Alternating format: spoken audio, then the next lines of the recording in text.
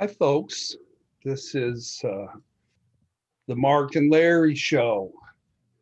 Hey, It's Friday morning, and we're going to talk a little bit in the video today about the ongoing deprivation, loneliness, social isolation, frustration that is the continuing saga of COVID. So Larry's got some stories. I've got some stories. Everybody on the planet has some stories. Some stories are more tragic than others. Mine aren't tragic, but they're painful to me. So when we think of COVID here in the middle of January of 21, what's been your experience, Larry? it's been a long haul. I think pretty much everyone is exhausted with it, or at least most people are, and I'm no exception to that. It's it's been a year, and I think there was kind of at least in my circle, sort of a unexpressed expectation that, well, we're going to get a vaccine and then yay, everything's back to normal. Right at 2021, and we were going to live happily ever after. Yeah. And no, we're not. I mean, first of all, it's taken a long time to get to the vaccines. And secondly, the first shot only gives you 50% immunity. And I know some people that have had the first shot and then have gotten COVID. So they're in that other 50%. And then with the second shot, then it goes up, supposedly past 90%, which is great. But you can still get it, I mean, you could be one of the 8 or 10% that falls into that category. Like there was on the news, some lawmaker, congressman or something, I can't remember, who had both shots and then tested positive for COVID. And in addition to that, you've got these new strains. They're worried about strains coming from Great Britain and Brazil and South Africa, and the thing is mutating. And so, yeah, it feels like we're locked in pretty much forever. Is the way it feels. I mean, I know we're not, but my wife and I went over to our nature center yesterday and went for a hike, and she verbalized what we were both feeling. Said it's so good to get out of the house, because for the most part, the only time we get out of the house is to go to the grocery store or go to a doctor appointment or something. So there's that sense of being trapped, of being not being able to do the things that we enjoy doing, whether that's hanging out with friends or traveling or whatever. So, and then, and then for me also in my circle, I just recently stepped out of being a hospital chaplain, as you know, Mark. And so I have a lot of friends who are working in hospitals and healthcare as nurses, doctors, social workers, respiratory therapists, those kind of folks. And they're under such pressure. Not only are they on the front lines and more likely to be exposed, the hands-on dealing with COVID patients all the time, but the people that I know are so overworked. Yeah, and they're just exhausted. There was a picture of a young lady who graduated from nursing school 9 months ago, and then she pulled a bunch of double shifts, and 9 months later she looks 35 years older. Yeah, I would imagine. Just look like hell. Yeah. It's like, this Yeah. is what this has done to me. Yeah. Yeah. And you can't be on top of your game when you're working that many hours. I mean, mistakes are inevitable, I would think. Yeah. Yeah. Uh, yeah. And my friends, especially my nurse friends, and I know we've all heard this, maybe we've heard it so much that we're kind of immune to it, but for them, it's a daily thing of seeing people die without their families next to them, unable to have a loved one there to hold their hand. That's so horrific. It is, and it, I mean, people. I mean, generally speaking, I'm sure there's exceptions, but people that become nurses normally do so because they're very caring, compassionate, empathetic people, which is obviously a strength, but it also means that they feel those pains and those losses really, really deeply. Yeah.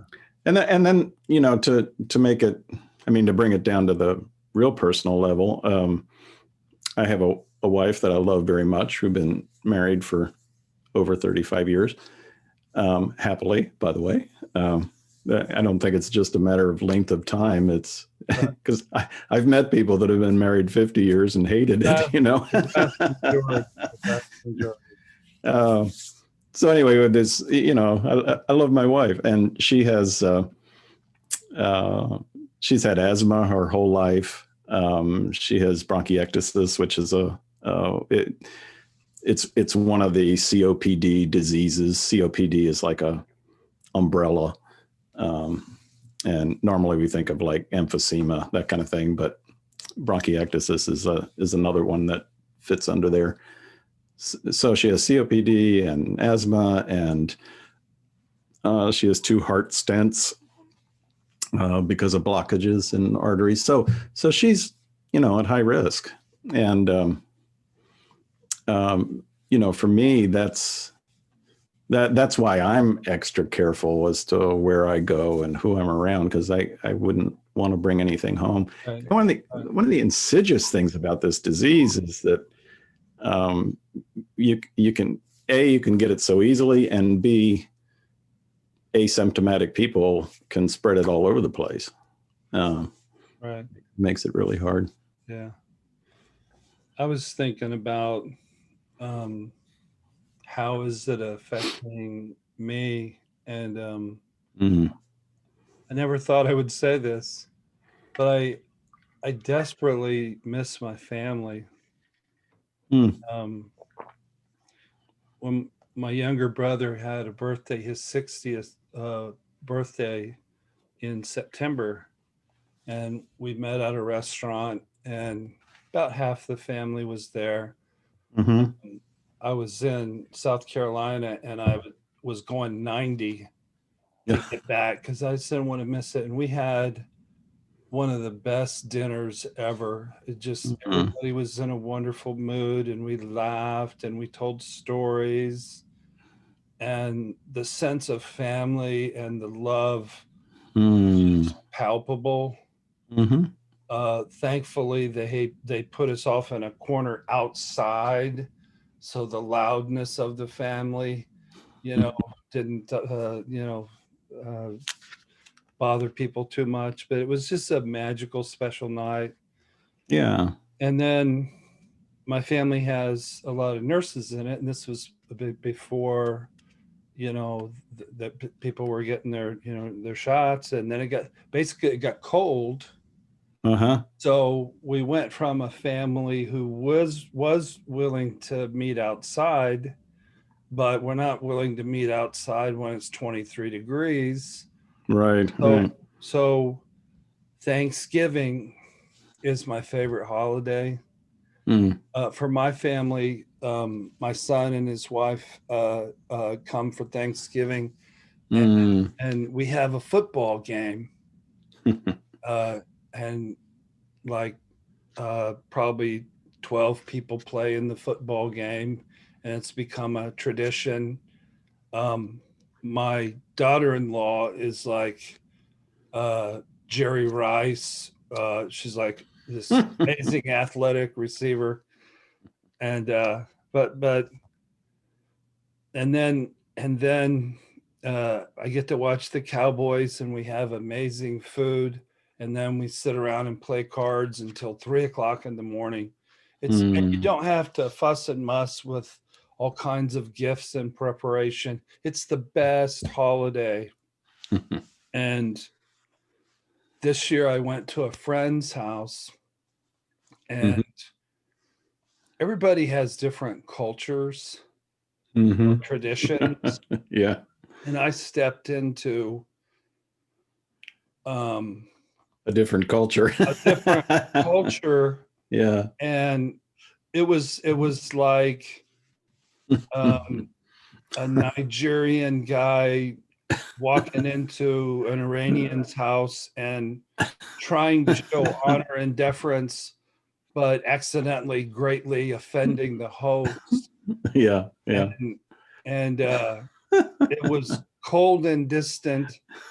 And then later, my friend and I had probably the worst fight we'd ever had. Oh. But it was the only Christmas in my whole life, or the only Thanksgiving, I mean, that I hadn't spent it with family. Oh, One, yeah. Yeah. spent it with my family, and it felt sad and small and broken and fractured. Yeah. Um, And plus, they didn't want to watch your football game. well, I did walk the dog, and I came in and they were watching Ellen. But I love my friend Fred, Yeah. Yeah. but Yeah. but um, Just different traditions. And I yeah. didn't realize that traditions were that important.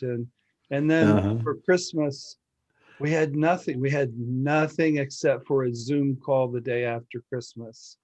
Oh, wow. So I got my daughter, and we got on an airplane, and we went to the beach, and it sort of anesthetized some of the pain, because Mm. I just skipped Christmas. It didn't exist. I didn't think about it. It didn't feel like Mm. Christmas. Mm-hmm. But thankfully, we're almost to February, and after February comes March, and after March comes April. It'll warm up, and I'm ready to see my friends and family, at least to sit outside and just hang out with them. It's like we're social beings, and Mm. some families don't care, and they just get together randomly, and whether or not they've had a test, and that's dangerous. It is dangerous, and our family doesn't do that, but I've just felt lonely. Mm-hmm. So Mm-hmm. I think that part of it has been, uh, I think I've had less of a struggle with that part of it than most people because I'm very introverted, which is not the same thing as shy. Um, I don't dislike people, and I don't hide from people, um, but I gain my inner energy from time alone. I love to be alone. I love to spend time in books and in meditation and contemplation and um, writing essays or poems or whatever. Um, but I realized, I'm kind of an odd duck. Most people are much more social than I am. They need that. Most people, I think, well, you've got a draw wife, their life energy from that. you've got a partner to spend time with. There's another. I've got Mr. Pauly.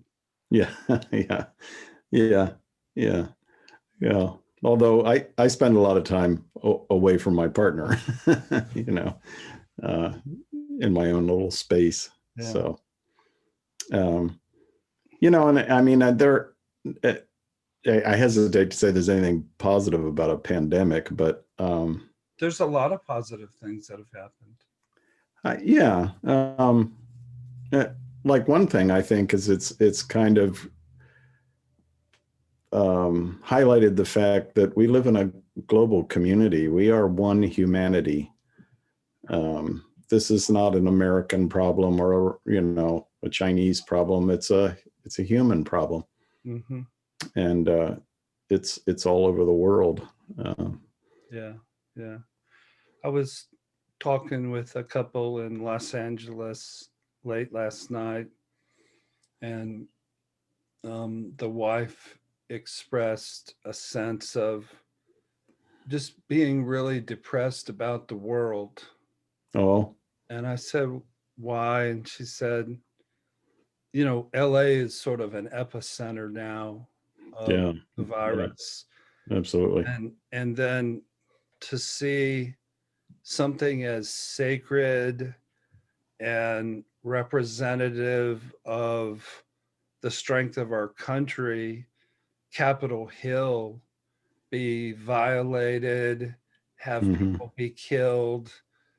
Um, it's like not only have all these people died, all these people gotten sick, so many people suffered financially. We cannot get out and connect with people the way that we're used to doing, but there's Hmm. Hmm. political unrest. And everybody's said, well, at least there's the 20th coming up, and the 20th scares me Yeah. because I'm afraid that something meant to be presidential and celebratory is Hmm. going to turn into more of what we saw on the 6th. I've decided, Larry, that you look a little younger without your glasses, Yeah. but you look a little let me see if I can get this word right. Professorial with your glass. So you win either way. Well, that's kind of you. It's an observation. I appreciate that. Yeah. Yeah. I mean, what the person you're talking to is expressing, I think that's so widespread. Uh, I teach a little Zoom class once a week, and uh, we and also I'm in another training thing that's also a Zoom class, and in both of those this last week, we never got to the topic because it was all about The real topic came up. the Capitol. Yeah, and some people were feeling angry, some people were feeling sad, some people described it as grief. Loss of an ideal of who we. I mean, we keep hearing people say this is not who we are, but sadly it is who we are. Yeah. It did happen. Yeah. Yeah. Yeah. And like you say, these things are, in the way they affect us, they're intertwined. I think, these external things that we can't control. Right. And that makes us maybe, I don't know what, feel out of control. Yeah. I had a little bit of a different take. One of my reactions was, for a long time, the presidential race was sort of nip and tuck, Mm. and we didn't know what was going to happen.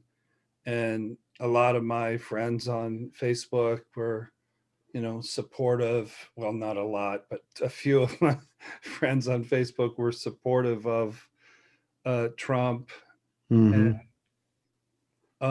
I feel like through his leadership in bad directions, that he and his followers, I know we're trying not to get political, but I feel like they've discredited and humiliated and made such a joke of themselves Mm. that in a sense in the long run it could be more of a unifying factor because even people who lean toward the right are saying, you know, let's all be a people, let's all be a country, let's all be a family. But this guy over here and what he's doing is just wrong. Mm-hmm. Mm-hmm. Yeah, that's a hopeful outlook. Yeah. Yeah. Yeah.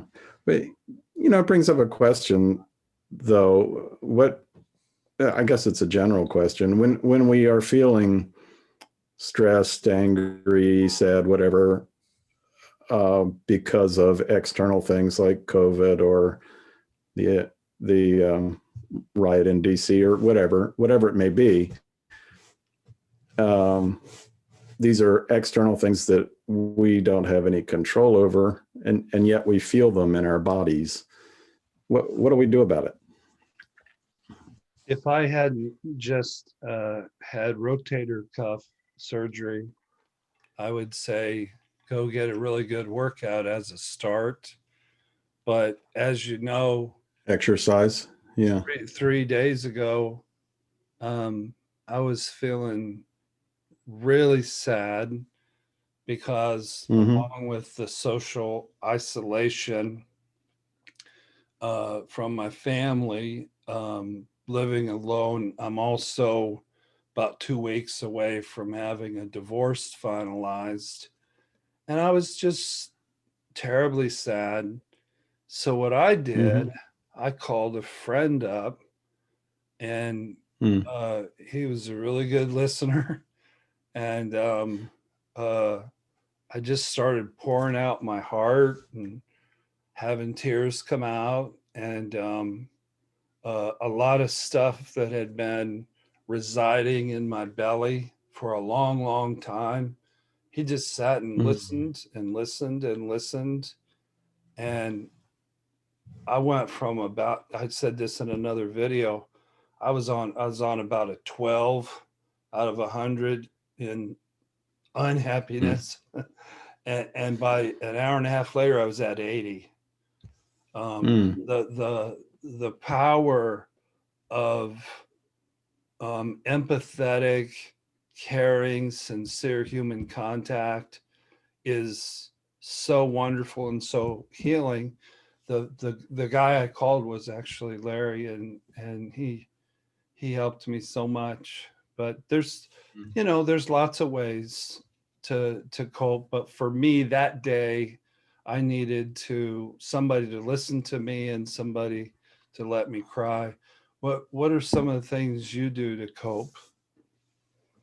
Yeah. Well, I mean, I think that's so vital. The talking it out, with a trusted friend or loved one, um, someone who is not trying to fix it, but someone who can deeply listen and be attentive. I think there's tremendous power in that. Everybody So I else guess tried to tell the story to, tried to fix it, and yeah, it it, it yeah. it had the effect of just shutting me down. And you Mm, not fixing it was like so kind and generous. mm. I think there is power in presence, and then also, like you said, physical exercise helps. Um, Change of scenery helps if you can do that. I think good, all the stuff your grandmother taught you. Good nutrition, um, alcohol in moderation only, I because it's a depressant. I You had know. one bowl of those darn jelly bellies still around, and I woke up one day and I just determined my system was just not sound enough to be pumping that much sugar in. I put them in a bowl. I don't Mhm. even know where I put them. I hid them, and I'm not gonna. Someday, if I'm off my diet, but I'm back on the low carb, and I'm sure I'm going to be not only losing weight, but just I feel better when I don't have a lot of carbs in my system. Hmm. Hmm. Well, we've got Yeah. another show that we're gonna do here in a little bit, and we're not here to say, hey, watch our video, we got all the answers. We're Mm. we're we're here to say we feel you. Yeah, This isn't exactly. over, and it just goes on and on and on. And if it hurts and you need somebody to listen and understand, then I would recommend that you contact Larry. His email is drdlawrencetaylor@gmail.com. And you'll get one of the kindest, best listeners who can give you some helpful feedback. What he gave me the other day was like priceless. It really was. It was very special. I'm so grateful. So You're very kind. you're very kind. So we'll be talking more about COVID as the story unfolds. Um, Hmm. but we just wanted to see how everybody was doing. Feel free to jump in on the comments with questions and your own stories. We can make a little community out of it. Yeah, and take care of yourself. It's so important. Be safe. Yes. Yeah, yeah. Okay. Um, we'll be coming back to this topic, I'm sure. Thanks for watching and God bless.